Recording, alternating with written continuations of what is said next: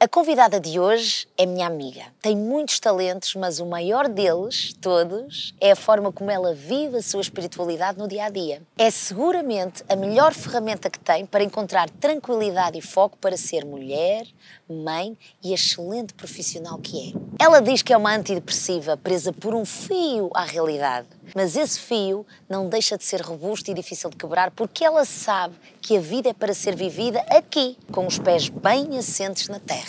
E para conseguir essas duas coisas numa só, que é ser um ser espiritual com uma vida na Terra, ela pratica diariamente hábitos para não se perder nos seus objetivos e na sua felicidade. Evoca mantras todos os dias e um dos meus preferidos foi ela quem me ensinou. Faz jejum e oração, yoga e não vive sem a praia, a música e a dança. Mais do que uma psicóloga clínica, a minha amiga é uma psicóloga da alma. E ela não tem a menor dúvida de que esta espiritualidade só existe porque dança de mãos dadas com uma alimentação que se foca na cura e não na doença. E ela fala por experiência própria, por ela e pelo filho mais novo que aos 22 meses desenvolveu diabetes 1. Desde aí, como ela diz, as nossas vidas evoluíram a galope. O que é que Eunice Van Uden quer dizer com isto? É o que vamos saber em mais um episódio da Bela do Bem.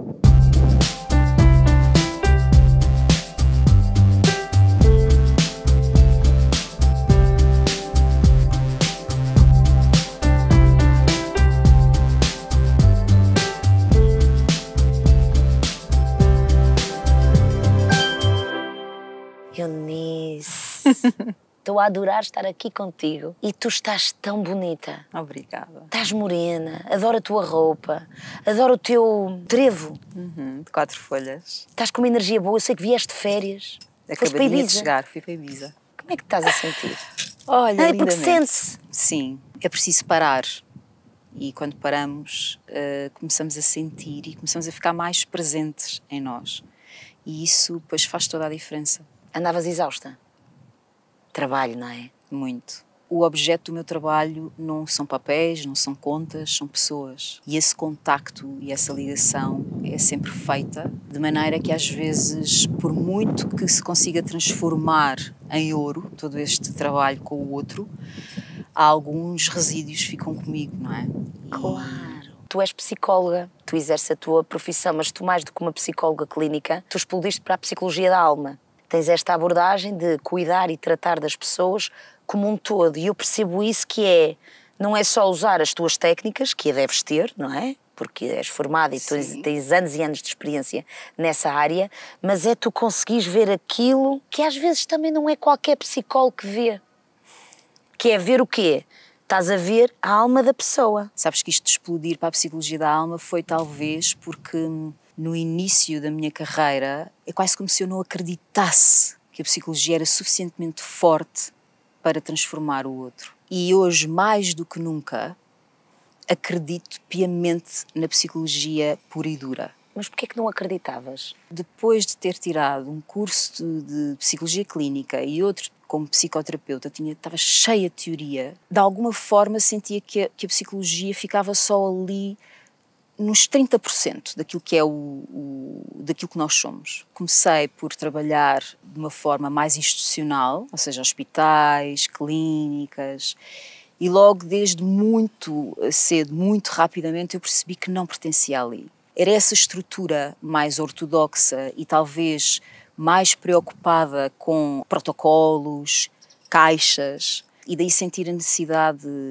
quase que avassaladora de construir o meu próprio caminho, sempre com o maior respeito pela psicologia e pelo outro. O que é que tu vias nos hospitais e nos locais mais institucionais que tu dizias, epá, não é assim que eu quero curar uma pessoa? Tens algum exemplo? Tenho. Na altura estava a trabalhar num hospital e estávamos a fazer testes, pessoas que já estavam internadas há muito tempo, e eu deparo-me com uma paciente. Ao fazer-lhe um dos testes psicológicos, a pergunta era: o que é um navio? E ela respondeu: é uma casa flutuante. Ou seja, a resposta dela estava certa, mas de acordo com as respostas que eram acertadas e que eram cotadas como certas, uma casa flutuante não encaixava. E então eu fiz uma coisa que não devia ter feito. Eu cotei a resposta dela como certa. E depois o que é que disseram? Não viram. Então foi aí que eu percebi que isto não dá para mim. Eu tenho que ir à procura daquilo que não está politicamente assente e dentro do protocolo. Há mais do que isto. Houve clínicas que também não consegui manter porque, por exemplo, vou-te ser muito sincera, só porque havia seguros de saúde pediam para eu fazer consultas em 20 minutos. Ora bem! E tu, claro, sentias-te abafada. Isso. Que é, não, eu para sentir aquela pessoa há um ritmo que podem ser 20 minutos. Então, exatamente. Mas pode ser 1 hora. Isso mesmo. Porque cada pessoa, se eu digo que aquilo é um barco flutuante, não está certo nem errado, é a minha visão e está tudo bem. 20 minutos, aquilo começou-te a incomodar. E depois percebi que, no fundo, também não pertencia às clínicas. Mas pertencias à psicologia. Mas pertencia à psicologia. E percebeste, eu preciso de mais ferramentas. Não só para cuidar do outro, do meu paciente, não é? Mas também para usar essas ferramentas para eu me entender e me curar. Sim. Tu não achas que és muito melhor psicólogo, ou seja, és muito mais melhor cuidadora dos outros, se usares estas ferramentas que aprendes para também te curares a ti? Sim, é muito interessante que hoje em dia está muito na voga de que nós só podemos curar o outro ou ajudar o outro quando nós estivermos bem e quando nós estivermos, entre aspas, curados. Mas às vezes, curar os outros vais-te curando a ti. Curando a ferida dos outros vais curando a tua ferida. Estar com o outro desta forma é efetivamente isso. Ajudas e curas os outros porque te vais curando a ti. E vice-versa. E vice-versa. Então, nesse processo todo, tu explodiste para outras áreas. Tu foste aprender Reiki, numerologia, astrologia, florais de Bach, homeopatia. Ou seja, em que é que todas estas terapias te ajudaram a curar a ti? O que é que tu tinhas para resolver em ti que hoje te permite ser uma brilhante psicóloga clínica? Eu nunca precisei de ir procurar nada porque estava mal. Não é aquela história de eu mudei aos 40, ou eu mudei porque estava doente, ou eu mudei... Foi sempre essa sede e essa busca de saber e de conhecer mais. Sabes que eu vim agora do retiro da Índia e mergulhei na medicina Ayurveda, tu também já lá estiveste, em Kerala, e então eles baseiam muito a tua cura através também dos teus doshas. E eu sou predominantemente Vata. E eu lembrei-me de ti nas férias e disse, ela deve ser Vata. Que é isto, o Vata é o corvo que quer experimentar, perceber, andar de um lado para o outro, sentir, implementar. Aprender. Estamos sempre curiosos.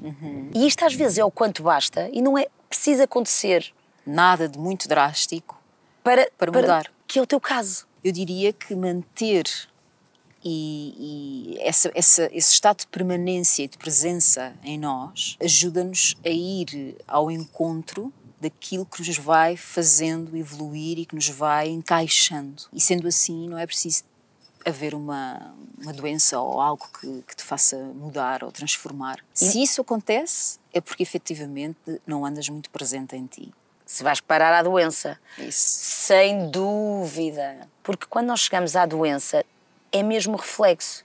Eu não ando focada em mim. Não estamos a ativar a nossa consciência. Porque a gente, quando ativa a consciência, fica mais fácil de nos ouvirmos e ir escolhendo o caminho. E de assumirmos, não é? Costuma-se ouvir dizer, anda meio mundo a enganar meio mundo. Cada um de nós tem uma facilidade gigantesca em enganar-se a si próprio. E depois andas aqui, que não andas nem para a frente, nem para trás. Porque às vezes até é melhor andar para trás, para depois poderes conseguir andar para a frente. Tu já alguma vez chegaste a um limite? Nunca tive nenhuma doença, mas já cheguei à beira do burnout. Que é como somos capazes de muito, então é um permanente desafio e vamos atrás. Eu consigo fazer mais isto. E estás na tua missão. Sim.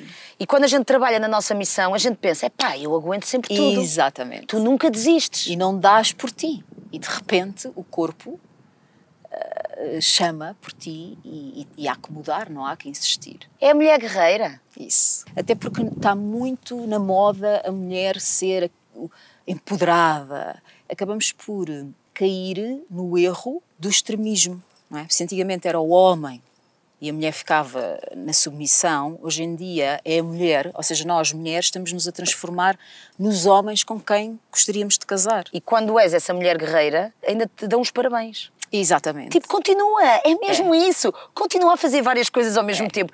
E aquilo vai alimentando. Ou seja, a gente vai alimentando uma energia muito yang e depois começa-nos a faltar o yin. E sabes que uma das razões também de estarmos aqui hoje é precisamente por isso, porque eu sempre olhei para ti e sempre te achei uma mulher guerreira e empoderada, mas enquanto que eu também me acho assim, mas vou buscar muito a minha energia masculina, tu és assim porque vais buscar muito a tua energia feminina.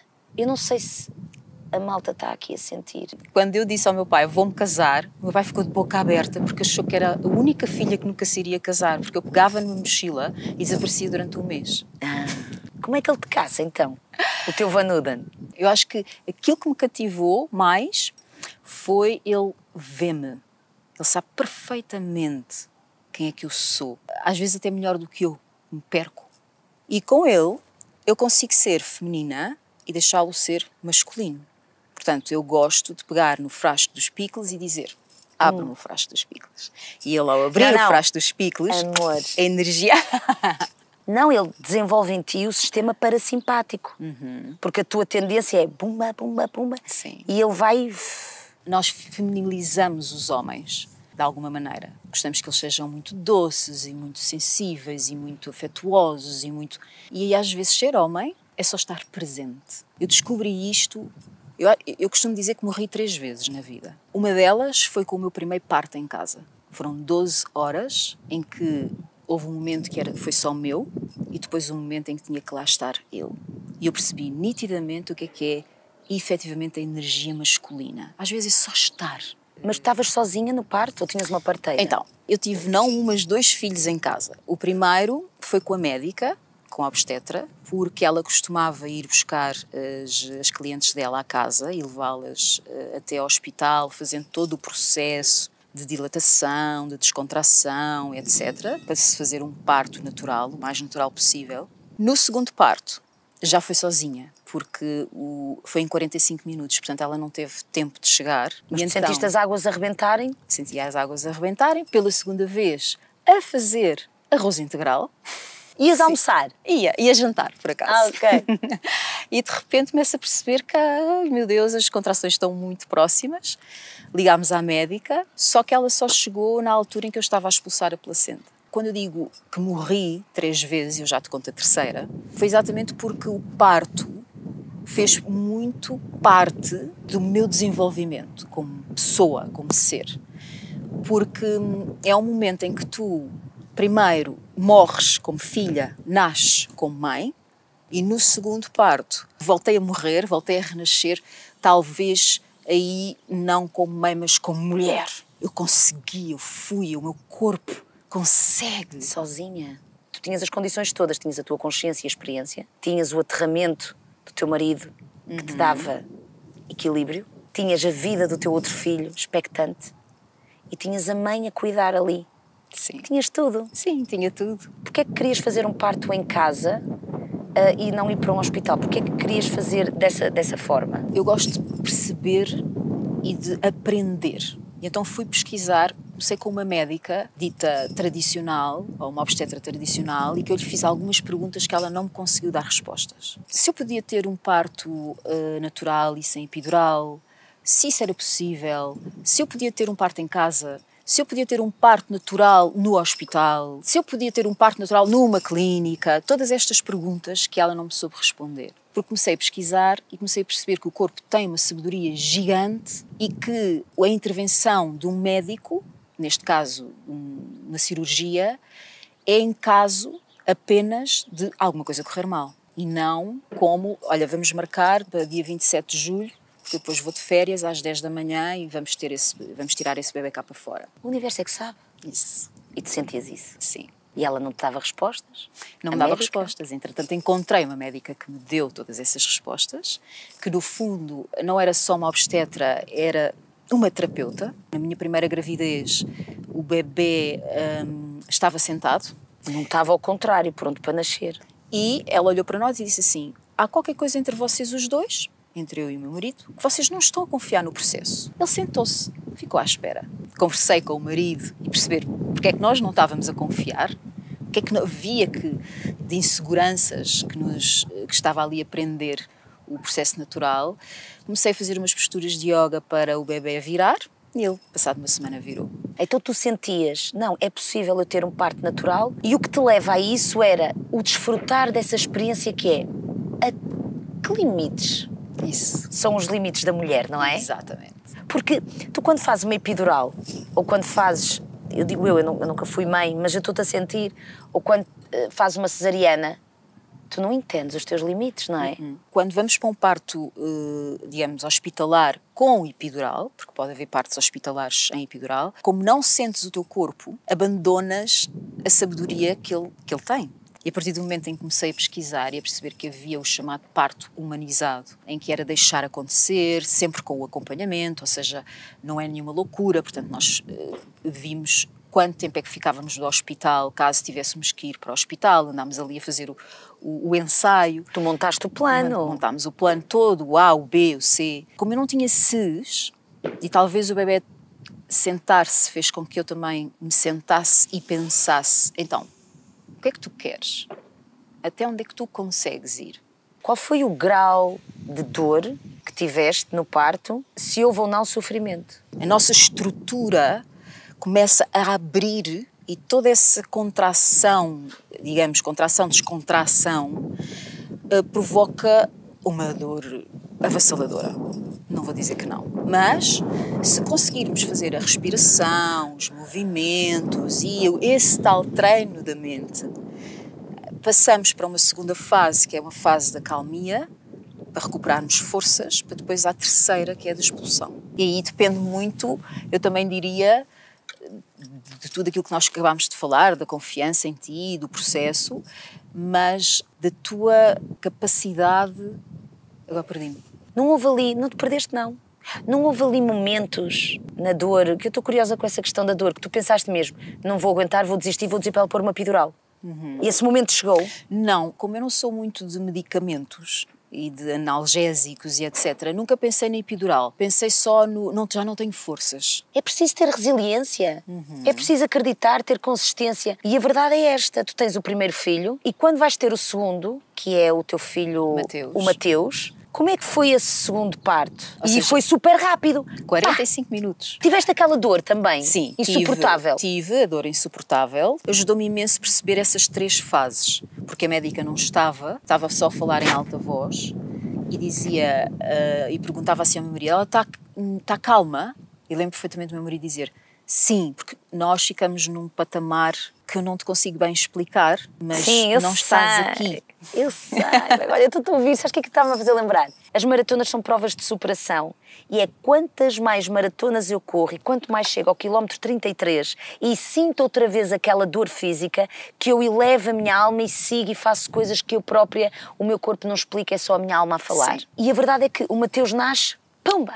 Sim. 45 minutos, estava no meu colo e de repente lá chega a médica com toda a calma. Portanto, eu nunca usei nem a piscina, nem o banquinho de parto, nada. Portanto, foi tudo assim de uma forma, eu diria até em escassez. O que é que esses 2 partos naturais, como mulher, uma mulher muito mais forte, sábia, conhecedora, mas em que confiante também, não só nela própria, mas no processo, na magia da vida.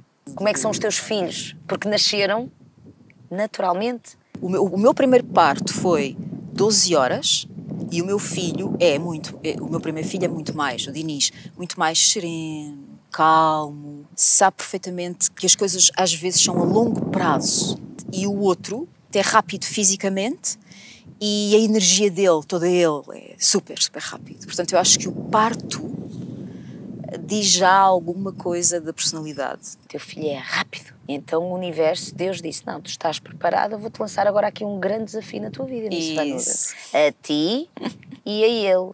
Porque aos 22 meses, o Mateus é-lhe diagnosticado diabetes 1. Sim. E foi aí a minha terceira morte.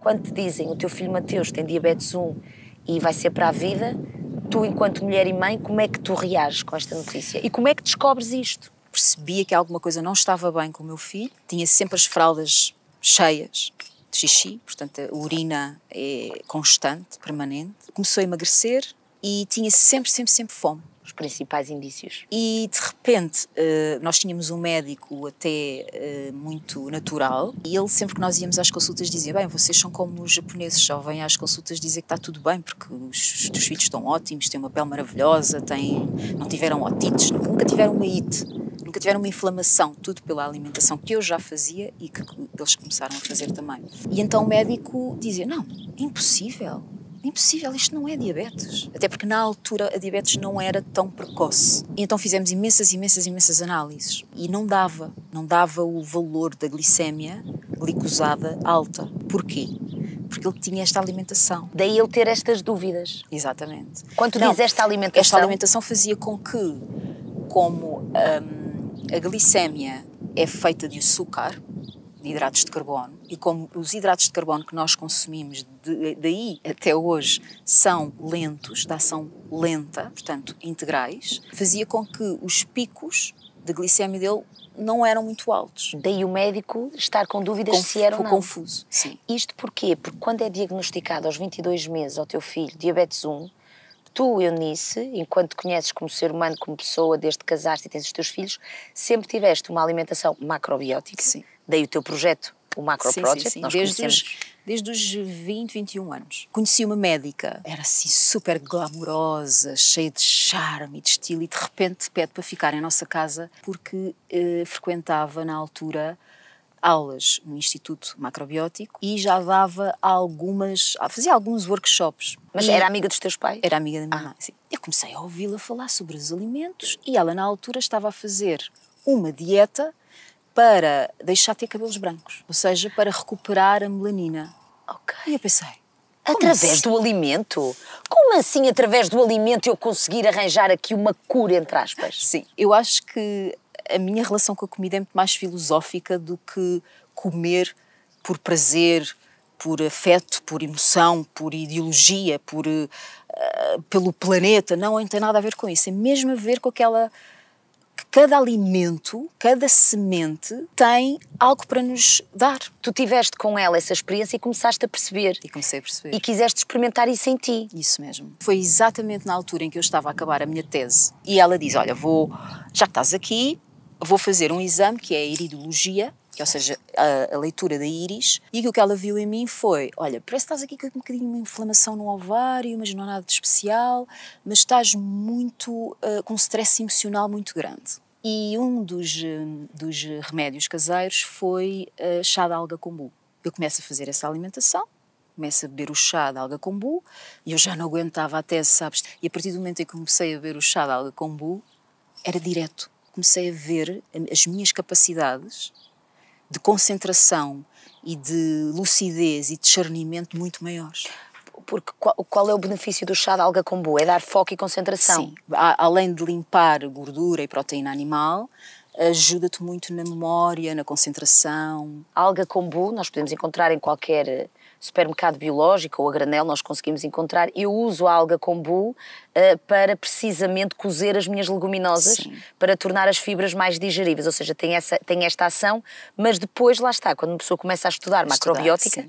Que aliás tu estudaste macrobiótica, tiraste um curso no Instituto Macrobiótico. Sim, foi engraçado porque depois de 16 ou 17 anos de fazer macrobiótica é que vou tirar o curso. Que tiraste com o varatojo. Uhum. Não é? Sim, a meio ele partiu. Mas tens essa alma dele, não é? A partida dele fez com que quem ficou tivesse ainda mais vontade e força de manter o legado. Ele passou-te a sabedoria, a experiência e a alma de como é possível ires curando e enaltecendo a tua saúde só com o alimento. Sim. Uma das coisas que mais me move, para além da liberdade, é também a independência. Eu saber que vou para uma viagem e levo três ingredientes e não vou passar mal. Até sou capaz de adivinhar. Tu levas ameixa umeboshi. Yes. Porque a ameixa umeboshi é ótima para alcalinizar. Para de limpar, desintoxicar. Levas miso, Sempre. que é um excelente probiótico, Sim. não é? Também. E uma pessoa mete uma água quentinha com um bocadinho de miso, mexe. E já está. Eu ia dizer que é arroz integral, mas não é. Não. Kuzu? Yes. O kuzu, que é uma raiz fantástica, ótima para gripes e constipações. Sim.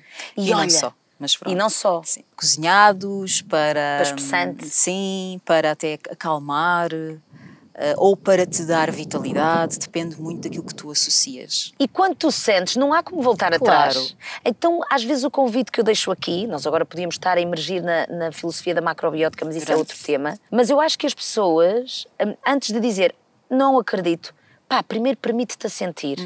Porque quando a gente sente, é que a gente toma decisões. E entrando agora aqui nesta questão do teu Mateus, o médico não acreditava. Porque, à custa dessa alimentação, os indícios que ele tinha não era como uma pessoa normal que tem diabetes 1. Sim. Mas não é por ter diabetes 1 que eu vou pensar que uma injeção é só a solução.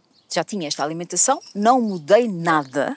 A única coisa que eu mudei foi os horários, porque o equilíbrio entre a glicémia e a insulina é mais ou menos 2 em 2 horas, então tínhamos que ter esse policiamento. Como é que eu fiquei a saber? O médico achava que se calhar era um parasita ou alguma coisa do género e eu aguardei um fim de semana e tomar a decisão de, na segunda-feira, acordar de manhã e ir com ele para o hospital. E então ele entrou com 200 de glicémia, que já era alto, acabado de comer. Perceberam que ele tinha diabetes, ficou internado.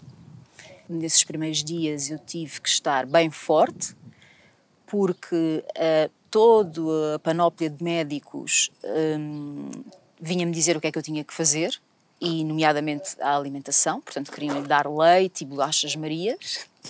E eu disse, nem pensar, portanto eu aí tive que ser muito forte. Preparei as papas, preparei tudo, pesei tudo, fiz tudo, coloquei no frigorífico da urgência do hospital e tive que ser muito, muito firme, porque a dietista achava que eu era completamente louca porque não dava leite ao meu filho.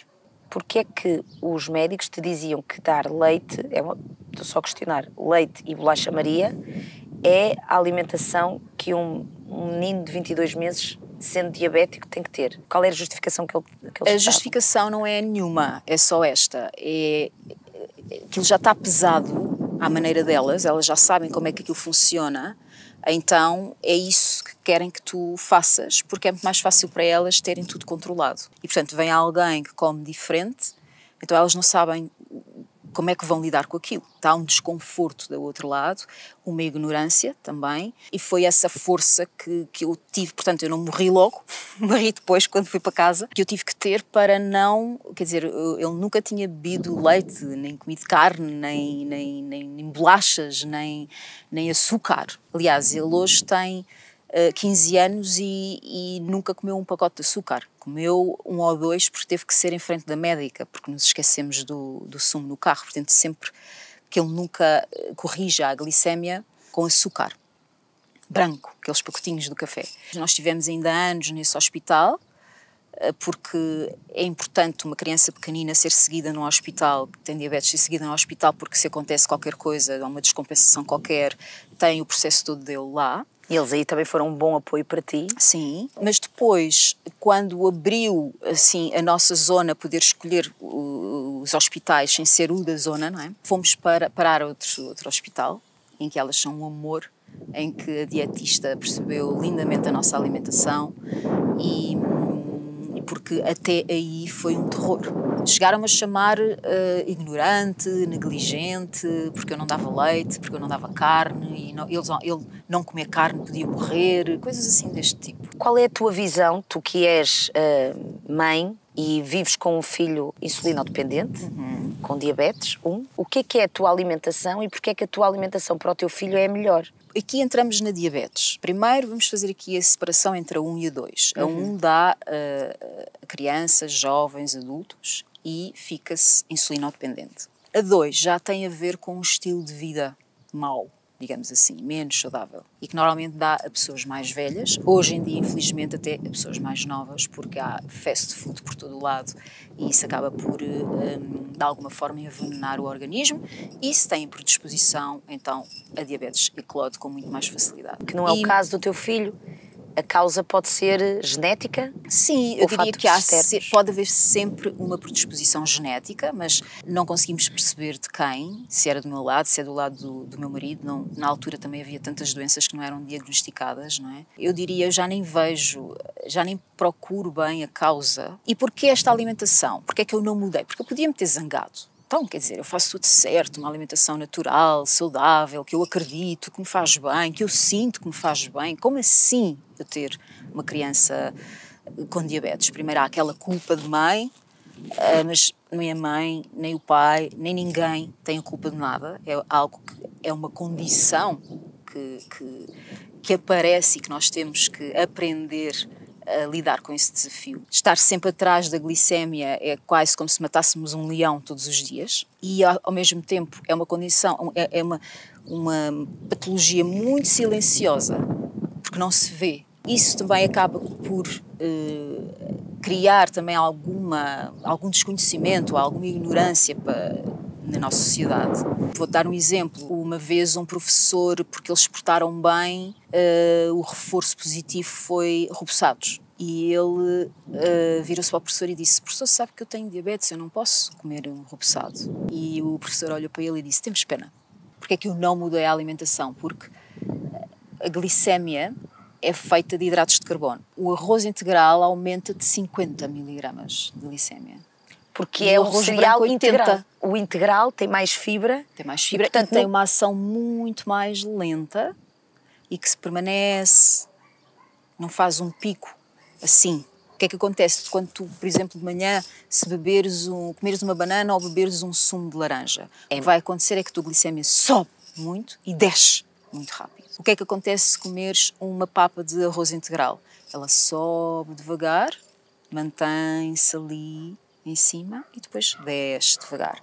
Não só tem a ver com a tua ansiedade, porque tu quando tens mais picos de glicémia andas mais ansiosa e mais oscilante, como a ação da insulina e da glicémia são muito mais fáceis de normalizar. Mas esta questão da insulina, porque ele não produz insulina. Isso, não produz insulina.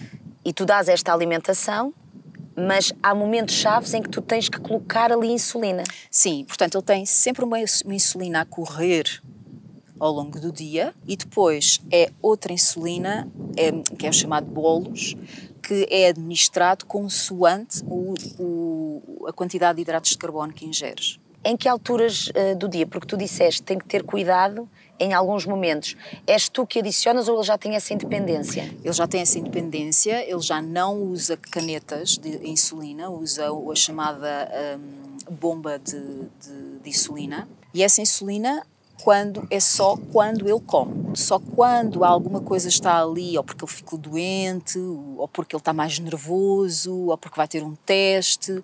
Portanto, as emoções também mexem com a glicémia. Então, podem subir ou podem baixar. E ele vai sentindo. Ele vai sentindo. E depois tem que se auto-administrar. Sim, ou administrar insulina se estiver alto, ou comer se estiver a baixar, ou beber um sumo se estiver já muito baixo. Por exemplo, uma das que eu considero grave, das questões deste desconhecimento da sociedade para com a diabetes, é, por exemplo, se ele for fazer um exame, não pode levar, imagina, uma barrita. Se ele começar a sentir que está abaixo, não pode levar uma barrita. Portugal está consciente, as pessoas estão conscientes desta condição e facilitam a vida dos diabéticos em Portugal. Tu como mãe, repara, estamos aqui a falar no teu exemplo. Tu falavas agora desta questão do exame, que aquilo pode mexer com as emoções dele e ele não pode levar uma barrinha, se quiser, não pode. Mas nós já nos adaptamos e flexibilizamos e acabamos por, no momento antes dele entrar, criar ali uma margem para que ele não precise de comer. Por exemplo, quando vai a um concerto, andou a esconder barritas, porque não se pode entrar com comida, andou a esconder barritas com medo de chegar lá e dizer não podes, porque as pessoas não sabem o que é ter diabetes. E não tivemos assim nada extremamente desagradável, porque já temos esta flexibilidade para saber lidar. Como mãe, como é que reages? Isso não te cansa? É muito cansativo, não é? Portanto, a diabetes não tira férias, portanto é todos os dias, a toda a hora. Muitas vezes, por exemplo, chega atrasada a alguma coisa porque ele descompensou. Portanto, há aqui uma série de desfazamentos que faz parte e que nós tentamos dar a volta. Eu acho que todos os pais têm feito um bom trabalho nesse sentido, também a Associação de Diabetes. Eu não faço muito parte porque há todo este percurso com uma alimentação diferente. Por exemplo, eu não mudo agora de hospital porque eu não quero ter que passar por uma dietista que não entende que ele não come arroz branco, come milê, ou que ele não bebe leite de vaca, nem leite de amêndoa, nem leite de nada, porque já não é um bebê. Qual é o hospital que tu estavas, não me chegaste a dizer, em que tu te sentes mesmo bem e bem acolhida? Estou na Dona Estefânia, elas são mesmo queridas, explicam pela positiva, pela tolerância, compreensão. Isso enalteceu de certa maneira a tua missão enquanto psicóloga e macro-coach, porque tens o teu projeto macro-coach, em que se for preciso vais à casa das pessoas ensinar a cozinhar. Eu lembro-me, numa altura que convivíamos mais, tu estavas a cuidar de um doente até com cancro, que está a ser acompanhado no hospital, mas tu ias cozinhar para ele, e eu lembro-me, ele sentia-se muito bem, não sei se ainda continuas com ele. Ainda continuas. E é fantástico, isso deve-te dar uma felicidade muito grande, ver como é que através do alimento ele consegue realmente sentir-se melhor, porque não és tu que diz isso, é ele que diz. Por exemplo, o Mateus já fez o jejum do arroz adaptado.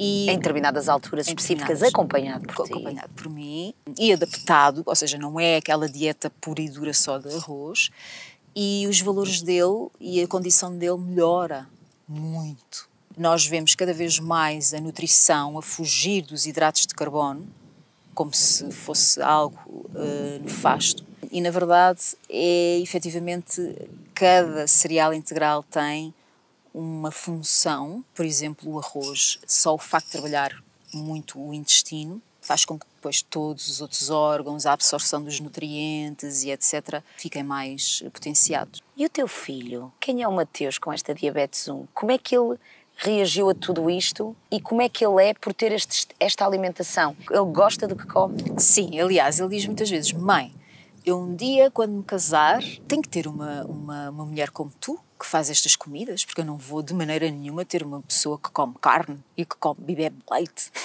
Mas porquê que ele diz isso?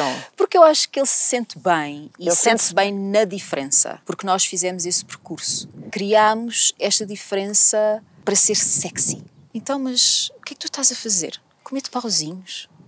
Uau! Ai, vai, eu adoro comer. Olha, eu adoro comer com os teus pauzinhos, Macro Project. Ou, por exemplo, mas não comes pão? Mas para quê? Não preciso. E não bebes leite? Não. Nós somos os únicos seres que ainda bebem leite, ou seja, que ainda não desmamaram. Então, temos uma mentalidade muito infantil se bebemos leite de vaca, não é? Que interessante, é a forma como ele fala quando é abordado. Ele deve calar as pessoas com a sua ternura firme.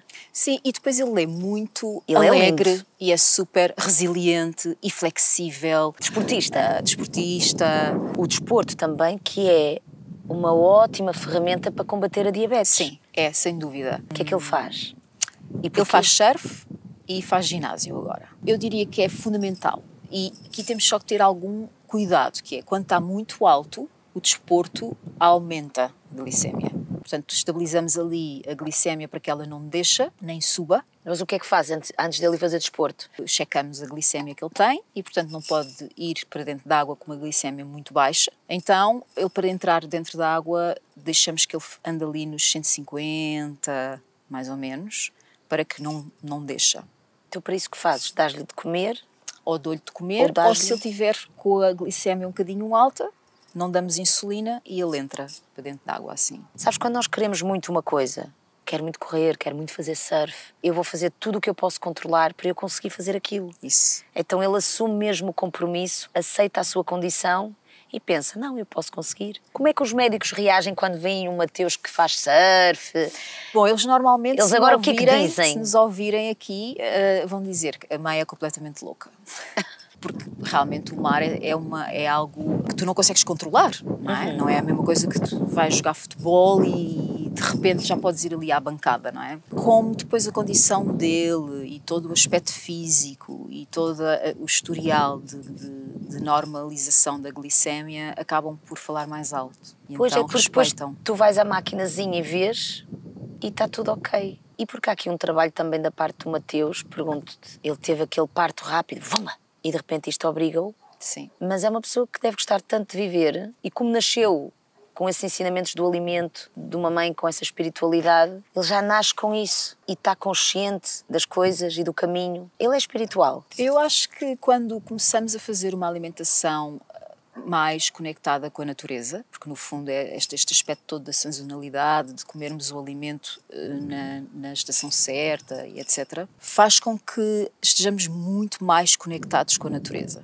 E a natureza é a coisa mais espiritual que nós temos. É isso. Percebes? A espiritualidade. Não há filtro. Ou seja, se tu comes comida que tem muita porcaria, Sim, açúcar. açúcar, Refinados, etc., então tu ficas com muitos véus à tua frente. Se tu comes algo que é totalmente natural, saboroso, não é? saciante. Tu ficas sem esses véus. Portanto, tu vês com muito mais facilidade a vida. É porque o teu filho não tem uma alimentação saudável, nem eu. Não vamos segmentar a alimentação que todos devíamos ter. A alimentação que dá saúde é uma alimentação que tem sabor, é uma alimentação que também é gulosa.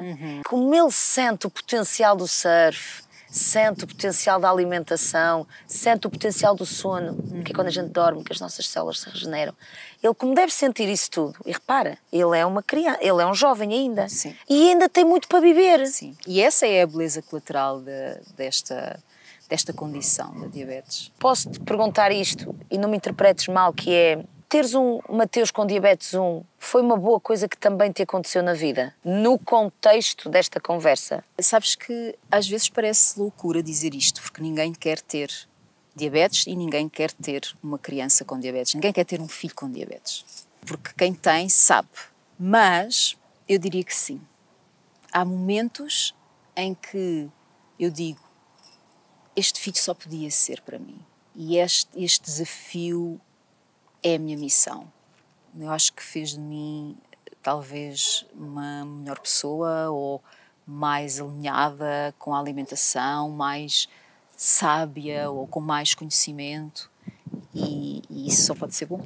Vocês lá em casa, porque isto também é muito importante, que é qual foi o compromisso que a família assumiu por ter um filho com diabetes? Ele tem estes hábitos e nós estamos aqui, ou não, a família vai abraçar e todos vamos ter esta alimentação, estas horas de descanso, esta atividade desportiva, ou seja, até que ponto é que ele serviu para inspirar ainda mais a família a sentir-se mais conectada e empoderada? Sim, eu acho que aquilo que nos une muito é a alimentação e eu acho que inspira tanto o irmão como o pai, como a mim, a percebermos que a vida não é cá para andar só a passear o esqueleto.